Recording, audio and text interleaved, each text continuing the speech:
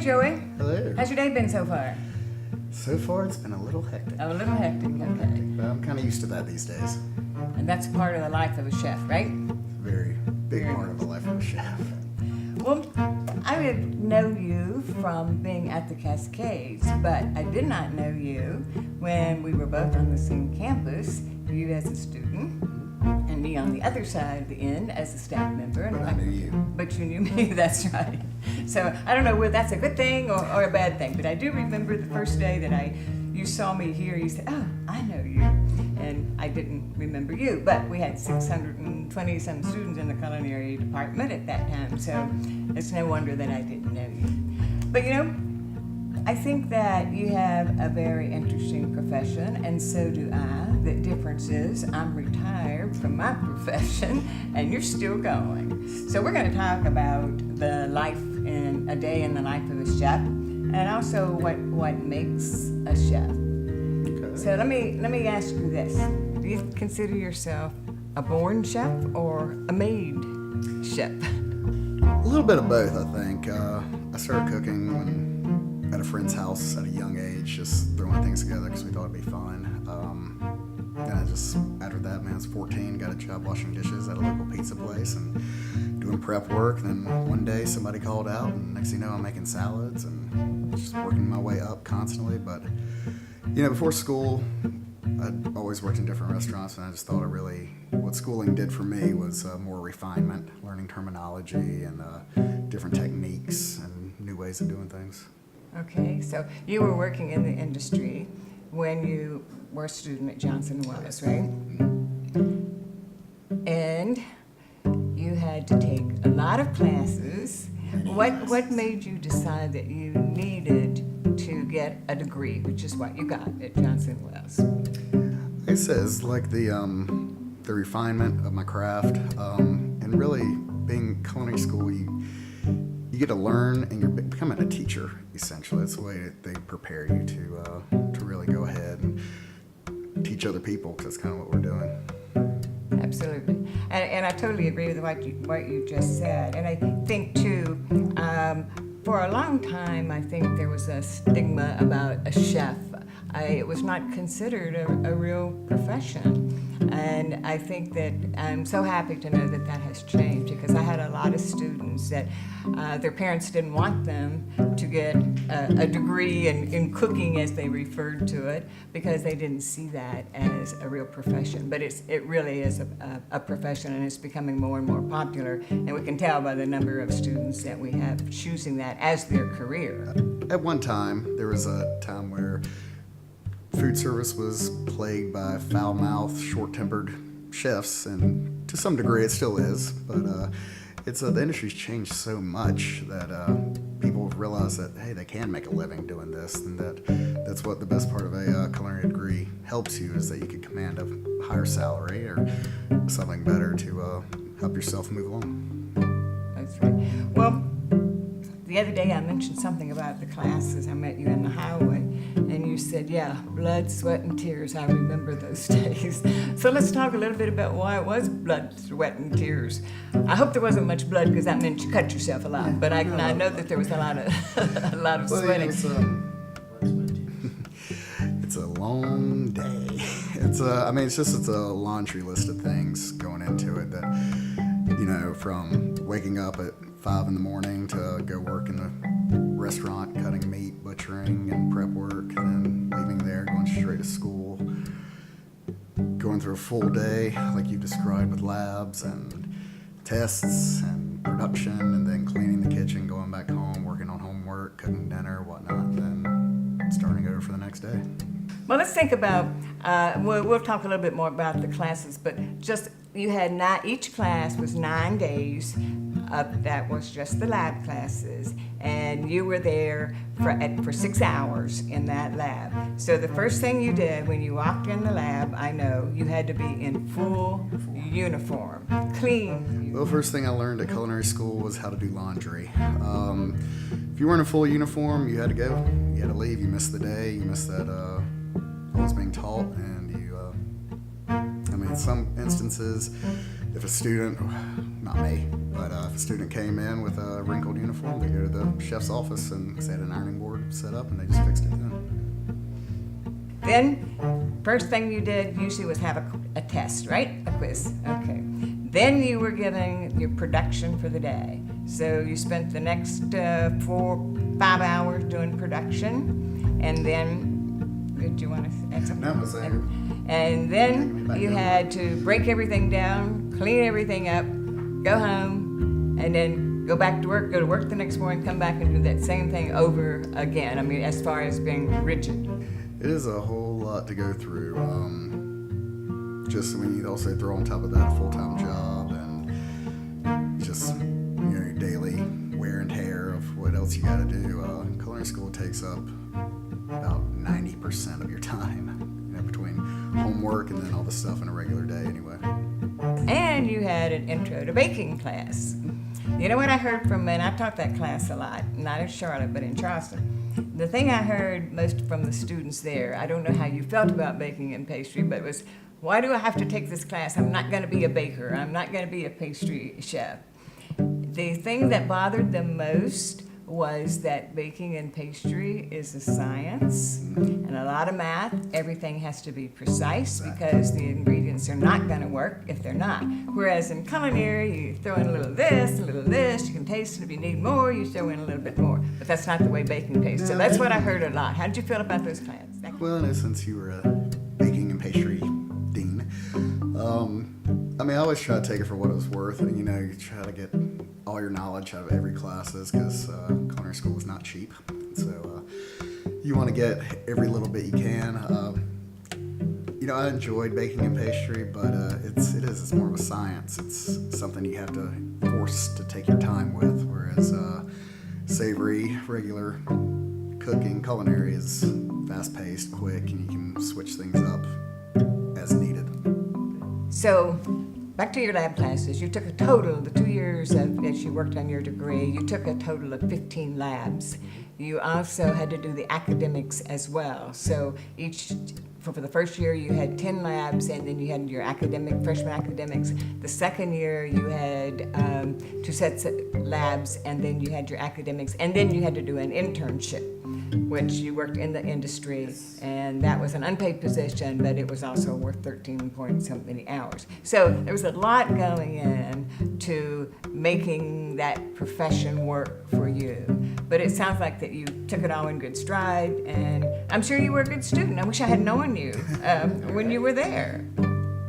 So, yeah. And now, but the good part about this is that now I get to meet you and get to eat your food. And so if I were to ask you, other than the food and the actual cooking part, what other ingredients goes into actually making a chef? Ooh, to be ingredients in a chef, dedication, hospitality, love of food, definitely those are probably the top 3.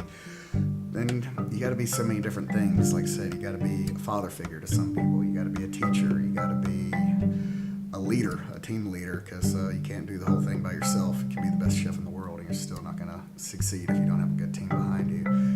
So those are just a few of the ingredients I think that go into making a chef. Well, I'm sure you'll think of a lot more later, but that was enough for us to get the picture and know the dedication that it takes to be a chef. Now, I also know that chefs are very competitive, right? We have our tendencies to be a little competitive. It's all fun, though. And one of the things that chefs enjoy doing is mystery basket competitions. Mystery basket. And so we're going to have a mystery basket competition between you and our wannabe chef here.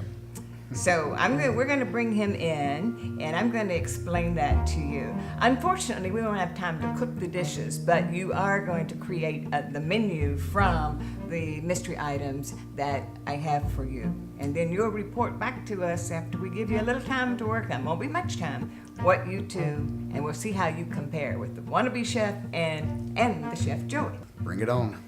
Who do I get? Okay, Joey, this is the fun part. Every place has a wannabe chef. And we have one here that's going to give you a run for your money, I'm sure. Oh, okay. So he's going to challenge you to a mystery basket contest in creating a menu. Let's bring it So, yes, let's bring on our wannabe chef.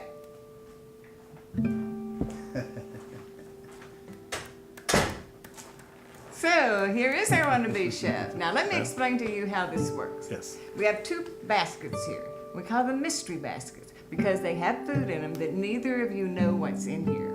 So, we're going to unveil it. You're going to let us know what's here. There are 13 items. You have to use, and both baskets are the same, you have to use at least 10 of those items to create a menu. No consulting, okay? Okay. So let's unveil the baskets. And let's see. Here we go. Now, So we got some nice heirloom tomatoes here. Fresh peaches.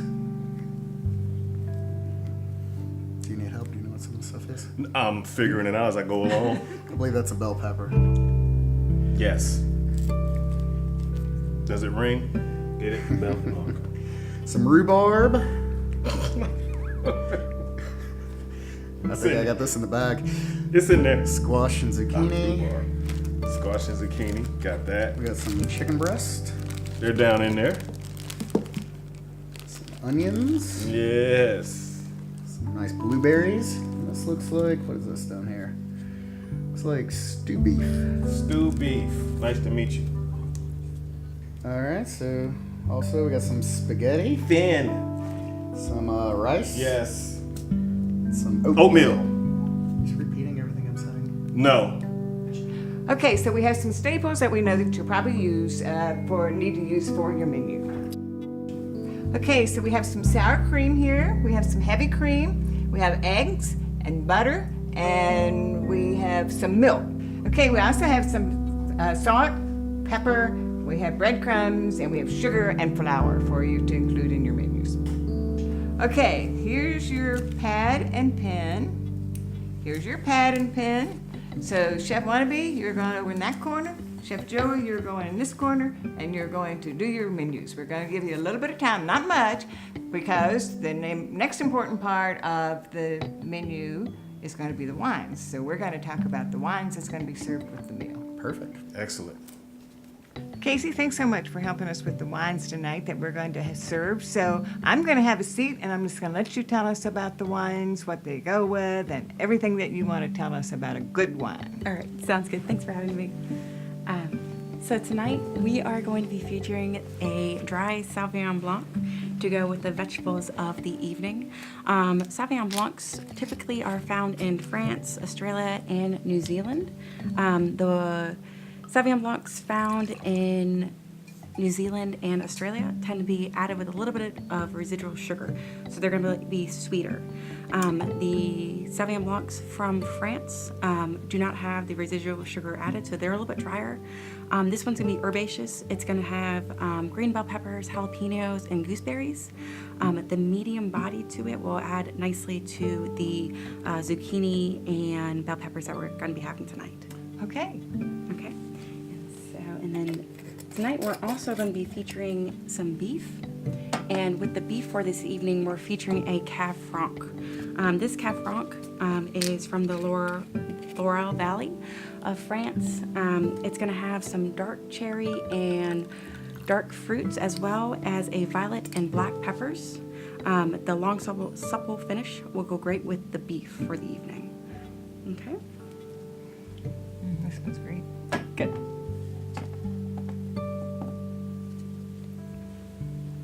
All right, and then last we have a Chablis. Chablis is made in northern Burgundy from Chardonnay grapes. It's only found in this one region. Now Chablis is got a very nice white flower and citrus forwardness, and it's got a nice little salinity to it. And then it just has a nice acidity as well. So I'm gonna let you try this. Got a good aroma as well. Good. Okay, well, here you go. Cheers. And bon appetit. Thank you so much.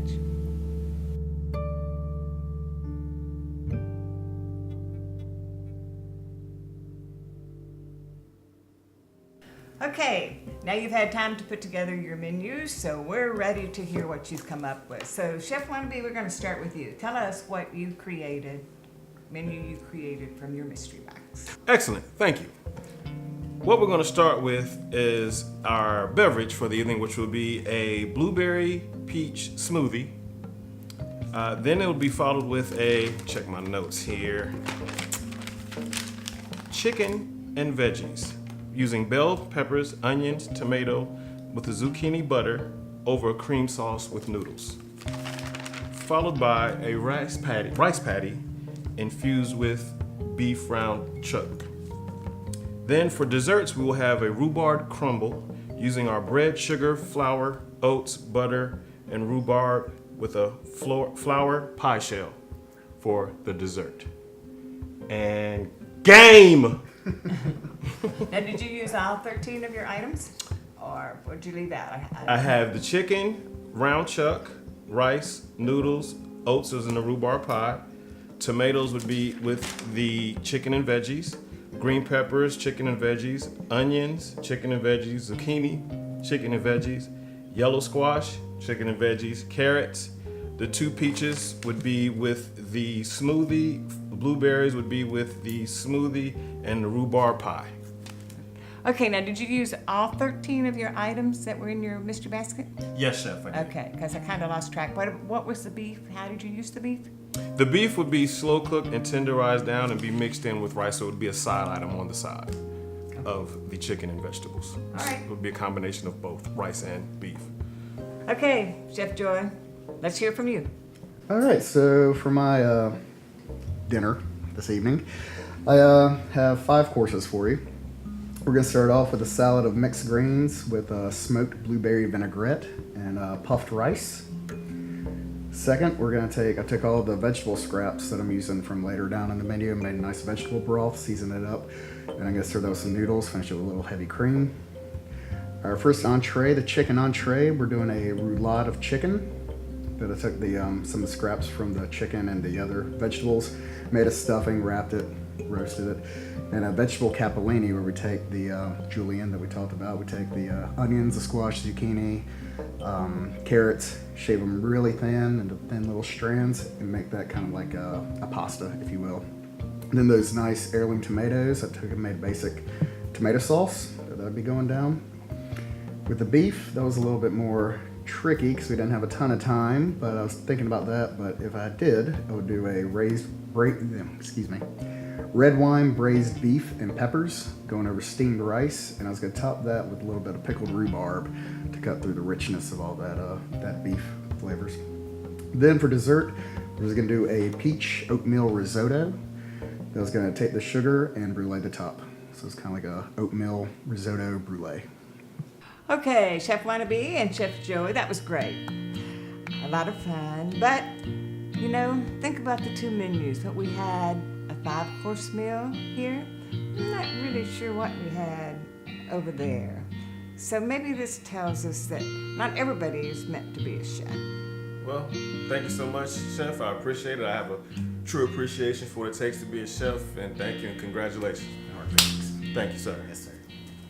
All right, so tonight's Every Menu Has a Story went off as a great success. A lot of great inspiration for this menu. This one was really easy for me, mainly because it was kind of a stroll down memory lane. I got to do a lot of dishes I did while I was in culinary school, and as a kind of a younger chef, ones that helped me to pass grades and everything. So it was a real great dinner. It was really well received and made a lot of people happy, including myself.